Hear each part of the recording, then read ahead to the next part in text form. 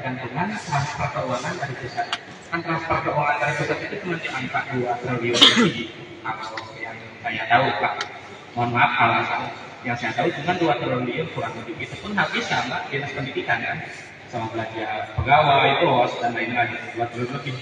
2 triliun 222 miliar kurang lebih kalau saya lihat di APBD tahun 2022 dan tahun 2023 sebelum efisiensi. Akan tetapi setelah efisiensi saya belum lihat lagi postur APBD di Kabupaten Tasikmalaya sekarang sudah berjumlah berapa. Kemudian kan pendapatan asli daerah kita itu stuck, kadang di 99 miliar, kadang di 113 miliar, banternya 113 miliar. Sedangkan untuk pos anggaran untuk infrastruktur, untuk kesehatan, juga untuk pendidikan itu melebihi. Jadi pendapatan pusat itu ada pengeluaran melebihi. Jadi kan bingung. Tambah adanya efisiensi anggaran dari pusat. Tambah adanya ketidakadilan politik anggaran. Provinsi Jawa ini kan masyarakatnya banyak, kabupaten kotanya sedikit. Jawa Tengah, Jawa Timur, masyarakatnya sedikit, kabupaten kotanya banyak. Tapi pos anggaran dari pusat, posnya seperti malah kabupaten di pertanahan, terlepas rakyat masyarakat di daerah mereka. Maka ada istilah Jawa Barat mengalami ketidakadilan politik anggaran. Tambah sekarang, saya ini dari kemarin terlepas nanti kalau sebetulnya agak riskan kalau bicara kalau saya bicara kopi kontrak bupati. Kalau saya tidak bicara di sekolah karena saya bikin jurnal dengan judul dampak kebijakan cut-off APBD Kabupaten Tasikmalaya, perspektif pendidikan, bukan kontraktor, proses APBD perubahan dan analisis hukum. Saya bacakan dulu abstraknya. Di abstraknya saya tulis seperti ini: kebijakan cut-off anggaran, pendapatan dan belanja daerah APBD Kabupaten Tasikmalaya tahun 2025 telah menimbulkan berbagai implikasi pada aspek sosial, ekonomi, hukum, dan pemerintahan. Artikel ini membahas 4 fokus utama. Pertama, dampak pada sektor pendidikan, beban hutang kontraktor, kemudian dinamika penyusunan APBD perubahan, serta analisis hukum berdasarkan kerangka aturan perundang-undangan keuangan daerah. Dengan pendekatan kualitatif deskriptif, data dihimpun melalui sumber berita daring, laporan asli pemerintah, serta kajian akademik terkait kebijakan fiskal daerah. Hasil penelitian ini menunjukkan bahwa kebijakan cut-off menimbulkan stagnasi pembangunan sarana pendidikan, memicu ketidakpastian finansial kontraktor, menguji transparansi penyusunan anggaran perubahan, serta menimbulkan problematika hukum terkait akuntabilitas pengelolaan APBD. Itu di abstraknya saya tulis. Ada 4 pembahasan. Pertama, dampak pada sektor pendidikan. Kedua, ada dampak pada hukum kontraktor. Ketiga, ada proses penyusunan APBD perubahan. Yang keempat, ada analisis hukum kebijakan cut-off APBD. Nah, ketika membahas ini pasti ada suara kalau dewan di bahasa itu bakal turun, soalnya pokir bakal turun. Emang pasti. Tapi kalau ini terus-terusan kita berada di satu faksi politik yang lain dan di faksi politik yang lainnya juga, ini nggak beres-beres. Pada akhirnya sektor pendidikan, sektor kesehatan, beserta sektor-sektor yang lain ini penting. Pertama, ada dampak pada sektor pendidikan. Sektor pendidikan menjadi salah satu yang paling terdampak oleh kebijakan cut-off.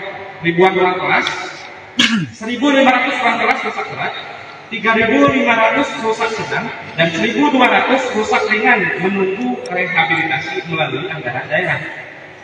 Ini jumlahnya sudah ribuan. Kenapa saya ingin membahas di sektor pendidikan? Karena saya seorang pendidik. Saya seorang guru honorer IPS di SMP IT Al-Fatih Darussalam Sukaramik, juga guru sosiologi di SMA IT Al-Fatih Sukaramik. Saya merasakan itu. 6 tahun sekolah saya berdiri, 6 tahun SMA berdiri, 8 tahun SMP berdiri, sampai sekarang sekolah saya tidak mendapatkan bantuan bangku sarana prasarana sedikit pun dari pemerintah daerah. Kemarin-kemarin ketika dapat dari DAK, BPJS 250 juta, menepi ke pesantren kurs 140 juta. Pimpinan pondok pesantren saya dimintai oleh dinas pendidikan 20 juta. Ini yang ingin saya suarakan. Saya pondok pesantren di sana dari mulai SMA sampai kuliah, sampai lulus saya di sana, mengambil di sana. Didolimi oleh oknum-oknum yang tidak bertanggung jawab. Kata pihak kepala sekolah dimintai distrik. Kata distrik itu perkumpulan KKS yang melakukan kebijakan seperti itu. Walau alam saya tidak tahu siapa yang bersalah, sedangkan oleh rekan-rekan dewan untuk dicek di sektor pendidikan. Kemudian proses penyusunan APBD perubahan, kayaknya Bapak Kepala Dewan sedang agak lumayan berat. Satu singkat harus beres-beres. Kemudian kenapa analisis kebijakan KPU ini harus dibahas? Karena jadi harus ada harmonisasi antara pihak legislatif dan pihak eksekutif untuk kepentingan Kabupaten Tasikmalaya terlepas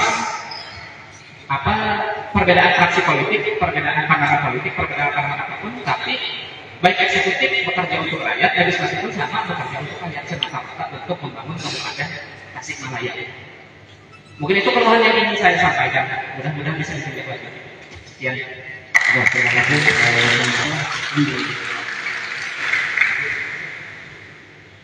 Karena kita akan tetap menjaga waktu, kita lanjutkan.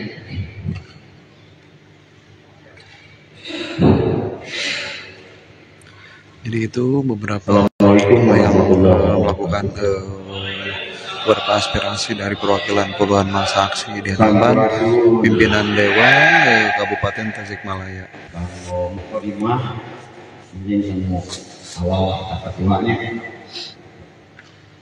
pada senyum kolong anawah sepanjangnya anggap balon syukuri tepatnya perwakilan di komunitas budaya forum pegiat budaya Tasikmalaya sekaligus ketua dewan pembina Padepokan Bapak Jokowi Guring bergerak anak kebudayaan jaga rawat lembur kehidupan.